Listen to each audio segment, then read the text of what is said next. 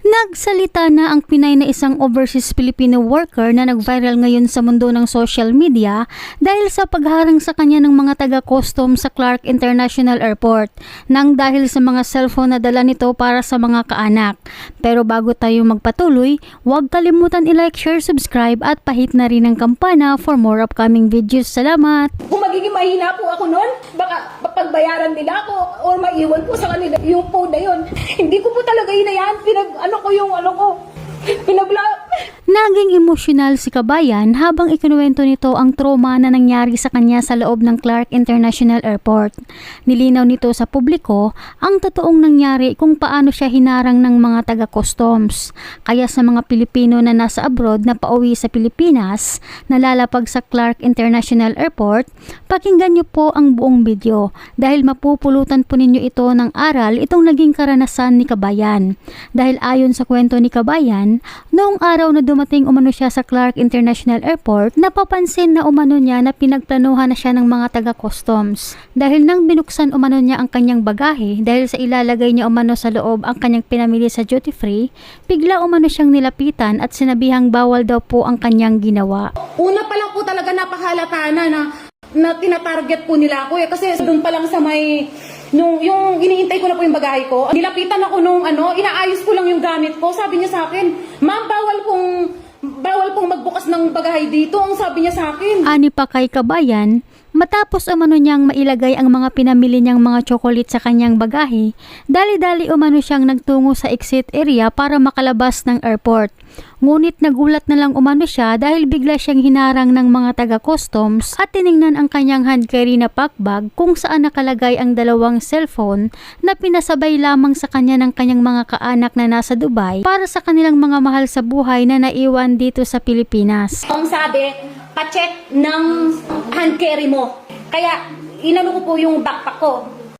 Nilapag ko po sa harapan nila. Sabi po nung isang babae doon, sabi niya, iPhone worth 100,000 yan. Yun po ang narinig ko sinabi ng isang babae, worth 100,000 yan.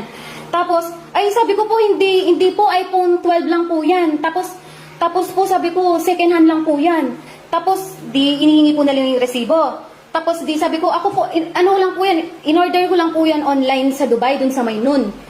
Doon po sa may, ko yan, kasi po ireregalo niya po doon sa may anak niya magbe-birthday po ng 18 years old. Tapos yung opo naman po, sabi ko, sa tita ko po yan, ibibigay niya po sa tatay niya, doon sa lolo niya. Sabi ko, nasa 400 dirham po yan. Tapos yung isang babae, nagpo-compute na po siya. Binidyo ko po yung mga phone. Kasi po, isasend ko po doon sa mga nagpadala para alam po nila na kung kukunin po nila yung phone na yon, na kinuha po sa custom at hindi ko po, baka isipin po nila. Sabi ko lang na kinuha sa custom, tapos inuwi ko lang yung phone. Kaya po ako nag-video na sabi ko, Pearl, sabi ko, eto yung mo, sinasabat dito. Tapos sabi po nung babae, hindi namin sinasabat. Sabi ko, ano pong ibig sabihin nito? Ino-hold lang namin. Yun po ang sabi niya. Nilinaw rin ni Kabayan na ang bagaheng nakikita natin sa video na nakabukas ay hindi umano niya ito pagmamay-ari. Yung luggage pong yun, sa kanila po yun, hindi po yun akin. Yung mga phone po na dala-dala ko, nakalagay po yun sa may backpack ko sa hand carry. Kasi po, ang mga phones, yung mga gadgets, hindi po yan pwedeng i-check-in. Kasi po, may mga battery po yan.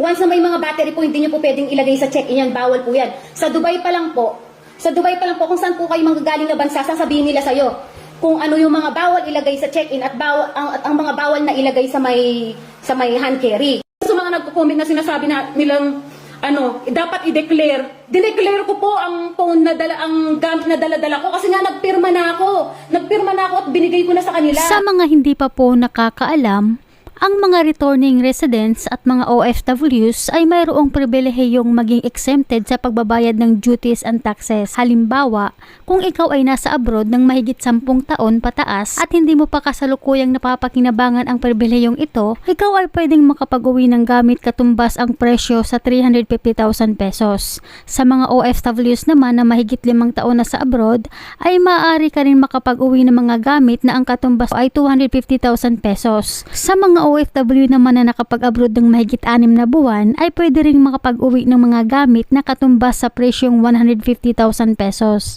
Tapos kukunin nila yung hindi naman nila pinaghirapan.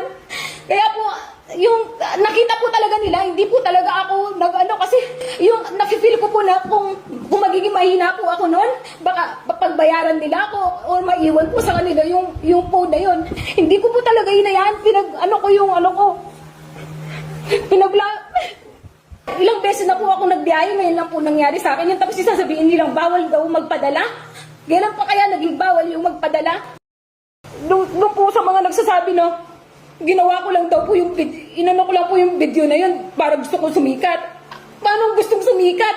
Hindi ko naman po intensyon na mag-video. Yung video pong yun po yung sinesend ko pong video dun sa mga nagpadala sa akin. Yun po ang katotohanan. Kaya siguraduhin nyo na lamang po mga kababayan na hawak ninyo ang mga resibo, lalo na kung bago at nakabox ito. Hanapin man yan o hindi, at least nakahanda kayo. Kasi baka natsyempohan lang si kabayan na random check.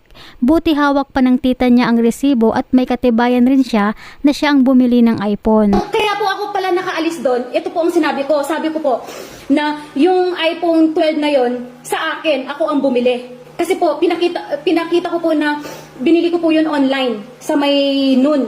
Kaya po, wala na po silang maano sa akin eh. Ito lang po ang yung parang nararamdaman ko nung time na yon. Parang akala po siguro nila, kasi mag-isa ako, kung isasabihin nila na 10,000 lang yung tapos yung dala-dala kong iPhone 12, akala po siguro nila 100,000 yon. Siguro yung magbigay ka na lang para makuha mo yung pinadala sa'yo. Hindi po, pinaglaban ko. Sabi ko po sa isip ko, kahit dito nyo pa ako patulugin, hindi ako lalabas dito hanggat hindi ko dala-dala yung mga Kasi alam ko po, yung cellphone na yun, inutang lang po sa akin nung kaibigan ko para po may pangregalo po sa anak niya kasi mag-i-18 siya. Tapos kukunin po nila, kaya po talaga yung pinaglaban ko po. Hindi po ako nagbayad. Pinaglaban ko po talaga. Wala nga po akong dinala sa sarili ko eh.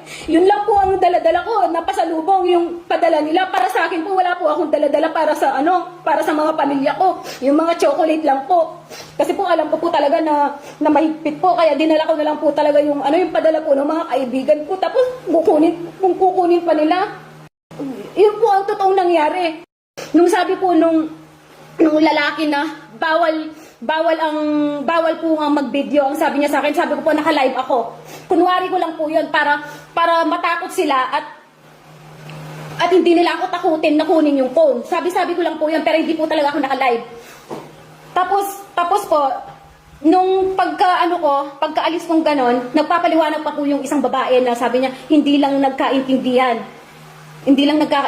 ganyan-ganyan po ang niya. Yun po ang katotohanan.